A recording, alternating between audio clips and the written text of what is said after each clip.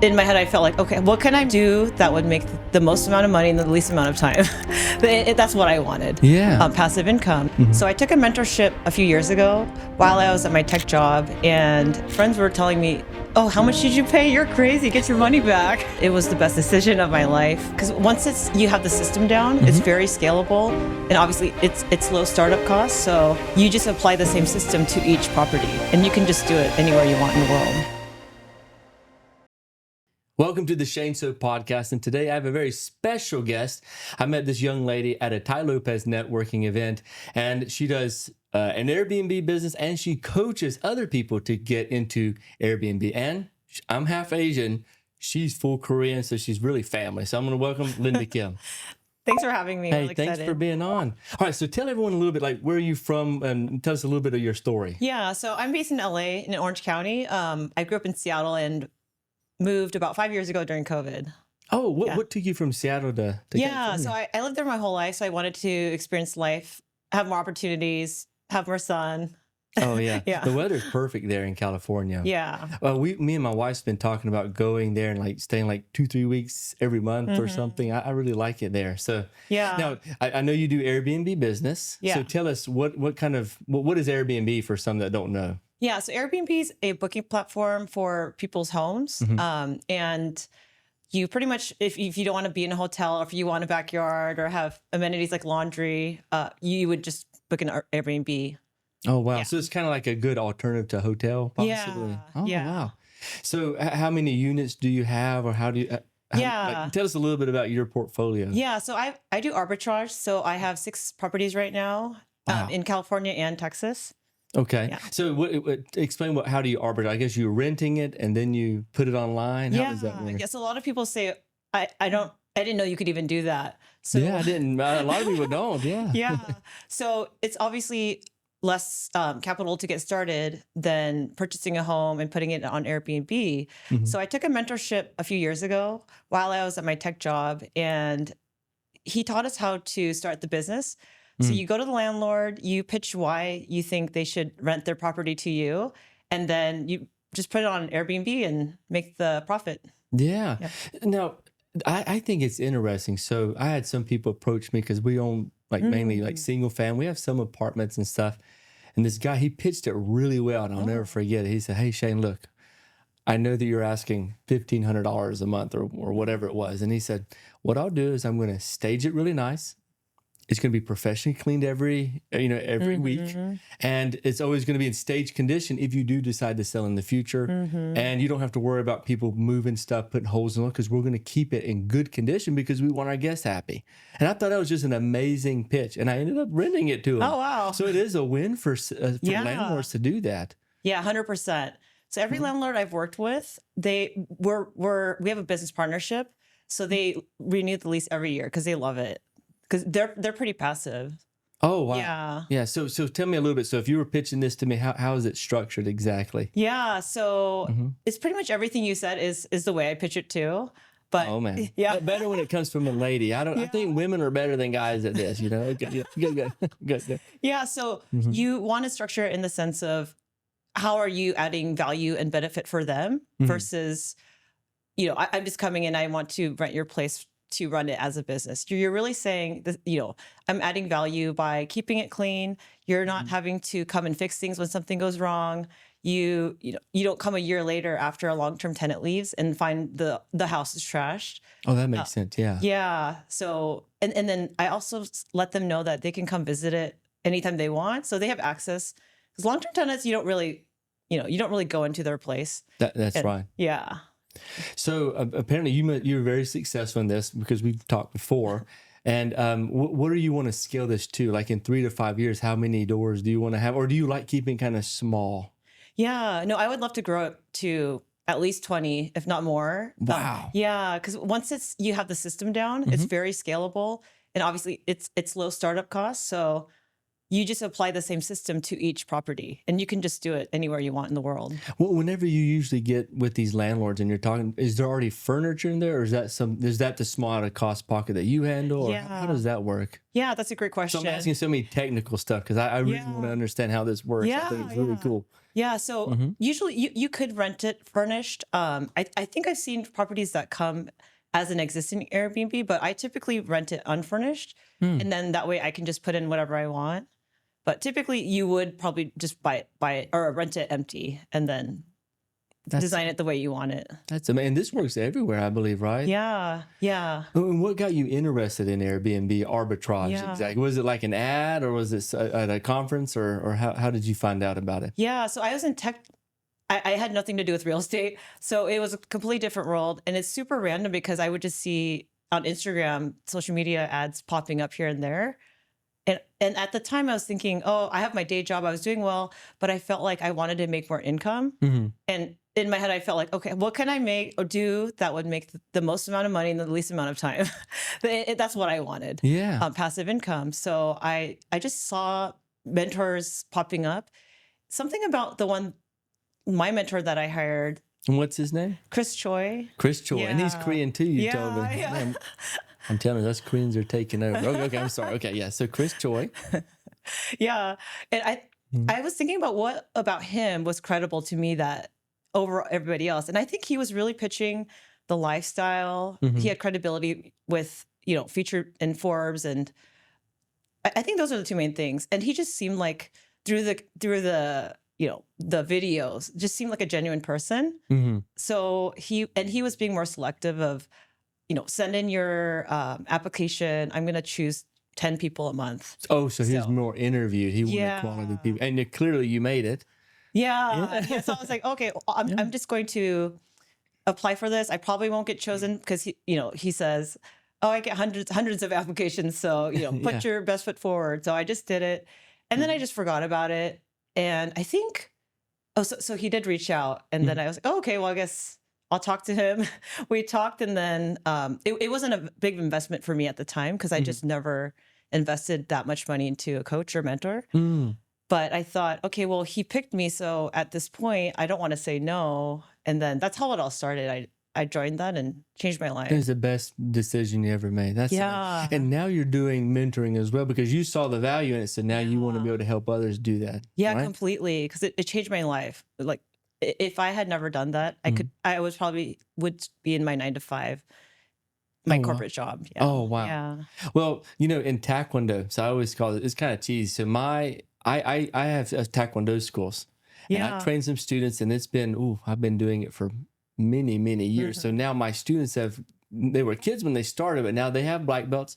Now they're teaching and they're running schools. Oh, wow. So I always call myself the granddad and then them the father. Now they're teaching kids and those are like my grandkids. Yeah. So that's basically what you're doing. Yeah, exactly. Yeah. It's very rewarding, isn't it? Yeah. Because I'm mentoring now, and it's the way you see someone get so excited and you know that they're going to change their life too because it's something that you're teaching them. Yes. Yeah. So how important do you think for the people at home to know is a mentor? How important is it having a mentor? Yeah. How has it helped you?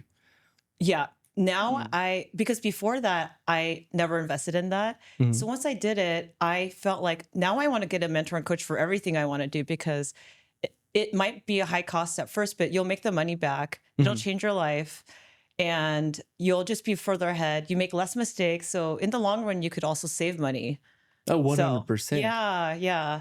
And like I told everyone in the beginning, is me and you met at a Ty Lopez party. And then I met you at David Rivera's house. So you were going to networks and gatherings all the time. How active do you go? Like every week, are you doing something? That's probably what it looks like, but it's really not.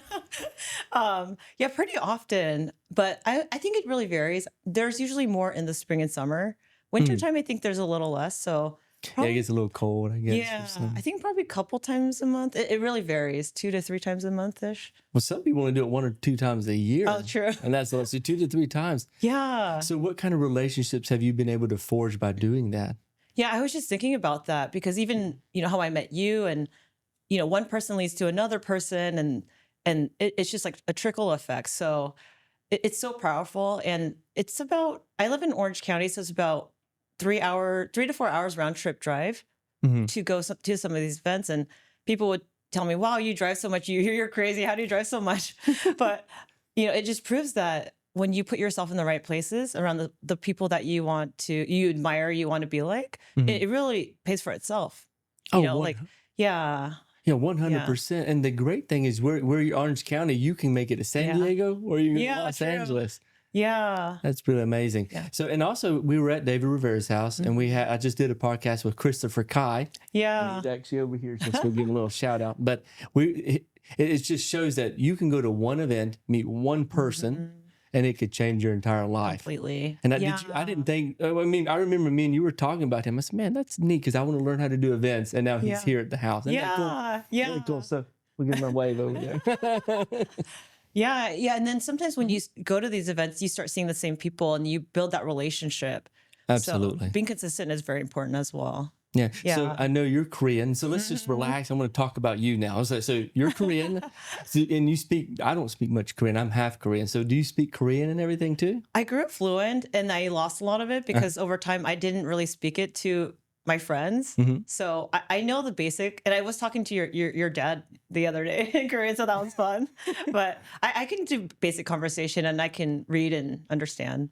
What does your Korean family think about all the like entrepreneurship? Because I know being coming from an Asian family, they want doctor, lawyer, or martial arts. Like that's for me. How does your family think about what you're doing? Yeah, I don't know if they really understand. It is very untraditional to start a business unless it's like a laundromat or dry cleaners for Koreans. But man, I forgot. Man, cleaners and shoe shops sometime, right? Sometime. Yeah. So I think even doing something like this, I don't think my mom really understands, but she's really proud of me, but I don't think she really understands what it is. And I remember even talking to your dad. He's like, oh yeah, he's trying these different things. And I don't know what he's doing now, but he seems to be doing really well. So I'm talking about me. your dad was telling me that. So yeah, my dad's great. Like I said, my dad came to America with $200 in a suitcase. And he lived in little taekwondo schools as they were trying to build them. And it's an entrepreneur thing. I got to grow up watching that. So I kind of trickled that over into what we have. And he taught me that blind confidence to just jump in and do. Yeah. That's amazing. All right. So now I have a thought. So what are 3 mistakes that you feel that most people trying to get into the Airbnb space, what are some of those mistakes you see them do? I think choosing the wrong location. Wrong? Oh, yeah. Okay. Yeah, because I learned about, so back to getting a mentor, if I didn't have one, if I thought, I'm just going to do this on my own and go out and find something, I wouldn't have learned anything that, I would just be picking whatever I wanted, thinking it would work. So there's actually a lot of research behind it. You go to the website, AirDNA, you do... AirDNA. AirDNA.com is the site that a lot of people use. And then... doing that is key because you want to look at the occupancy rate, average daily rate to make sure. Yeah. So AirDNA will kind of tell you the different locations and what is it kind of like comps, I guess? Is that it's very specific. Oh, wow. Yeah. Okay. Yeah. And what's another mistake that you see them make? Yeah. I think not designing it well. A lot of Airbnbs, if you see, they don't put much effort into it and a lot of them don't get booked. So I started designing my Airbnbs from the beginning and I started that into a business as well. And I'm able to charge more now wow, compared to the other people because of the design. So super powerful. You like the layout and everything has to be perfect and you have to have a good experience. Exactly. One time I went to an Airbnb, no joke. I went in and not only did it wasn't even like IKEA stuff. It was literally like a foldable dinner table. Was most of the tables in there. And then when I went in, it looked like the blankets were just thrown on. I had hair on it and all that stuff. And I was like, And I remember thinking, man, that who knows what's going on here? And but most of the time, it's always a good experience. But I just remember a few of those crazy times. What crazy stories have you heard from Airbnb from bad hosts? Oh, well, I know there's some squatter situations. I haven't experienced that. And I think, as the guest staying there. Oh, well, I'd like to hear this too. Yeah, I didn't think about that, but yes, the person they don't want to leave. Yeah, I heard about that recently. Oh, that'd be I crazy. guess you can't really kick them out. I don't know how that works, but I wonder what it is. I know that in Georgia, I believe if they're here more than like 48 hours, or it might be 7 days. I need to look at it. So if I invite like a friend over for more than 48 hours or 7 days, technically, if he chooses not to leave, I'd have to evict him. oh, Yeah, that's crazy. Like a yeah. squatter type deal. So I Yeah. wonder if that's what it is. Yeah. Yeah. All right. So what's another mistake that you see hosts Yeah. make? So it'd be Yeah. location, not setting it up well. Yeah, What design. would be something else? The photos are super crucial. If you have bad photos, a lot of people will try to save money or they just take their own photos. Mm-hmm. That can make or break your Airbnb. So you want to hire someone that's professional where it looks really nice. So even that itself can make you a lot more money. Oh, that makes sense. Okay. So whenever you're traveling, do you kind of take notes? Do you stay at other Airbnb sometime? I do, but not as often as I should. Well, you definitely travel a lot. And of course you're very successful. Now, what other things do we need to know about you? Like, tell me, do you say, hey, you ski? Do you scuba dive? do you own you don't own a Korean restaurant or anything? Right? Okay. Not yet. What are some other things that are just like, hey, I want to share this is random? Yeah, well, I do like to golf, but Golf. yeah, and something random is that when I was in tech, I had another business, wedding photography, and Oh wow. yeah, so I didn't realize at the time that was entrepreneurship. I just did it because I got a camera, and then over time, people started booking me for their weddings. That was super random. So I've been in that real estate now. Well, that helps the Airbnb Yeah, pictures, yeah. So right? sometimes I do take my own photos. Oh, that's good. Yeah. Okay, so how important do you think it is for people to say, hey, look, you don't have to do the 9 to 5. You can be an entrepreneur. Was it a scary transition for you to do that? 'Cause I you love said that you had question. a 9 to 5, right? Yeah, for a very long time, over a decade, and Wow. yeah. So I love entrepreneurship.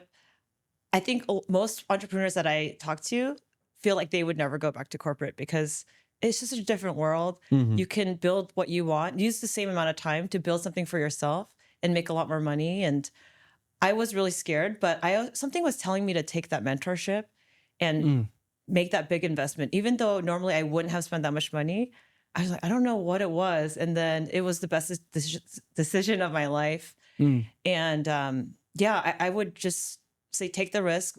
The bigger, the scarier, the better. We've, over at the Pivot conference, we were talking about that too, and make goals that scare you. And once you achieve it, you realize, oh, wow, I did that. And then you feel like I want to do more of that. And then you just get more comfortable. So Yeah. yeah. Yeah, it's just like that, it is scary, you have Yeah. to make that first little commitment and then take that first step. Yeah. The first step's the hardest is what they always say, right? Yeah, so true. Yeah. Yeah. And then my friends were telling me, oh, how much did you pay? You're crazy. Get your money back. What are you doing? Yeah, people, hey, they scammed you, Yeah, right? They think that. yeah. I always hear that. Yeah, Yeah. that's what I heard. But I was like, oh no, it's fine. I already paid. I'm just gonna see what happens. Well, so what goals do you have? Let's just say in 10 years from now, or what are some of your goals? You say, I want to be coaching. Do you want to be a speaker one day? Because I'd love to have you probably speak on our stages. I think that'd be amazing. I would love to. We need some powerful Asian women on stage. I think it'd be great. That's what So I'm what talking are your goals? Let's just take a 10-year goal. I know it's 10's kind of a random, but they say billionaires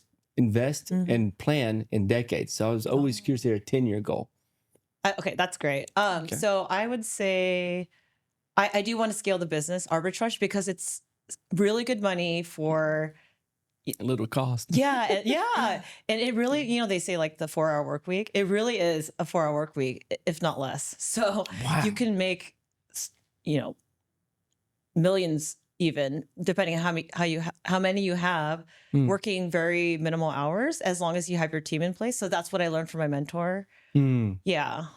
Do you do all your locations within like a radius, like real close to you? Or do you do something like, hey, I want one here, I want one in Miami, one in Disney, one in Vegas. So when I travel, I can stay in my own Airbnb. Is it like that? Or is it better to keep them all close by? Such a good question. So when I was learning through my mentorship, he did say the perk is you can just get the ones in the places that you want to travel, because then when you go to those places, you can just stay there.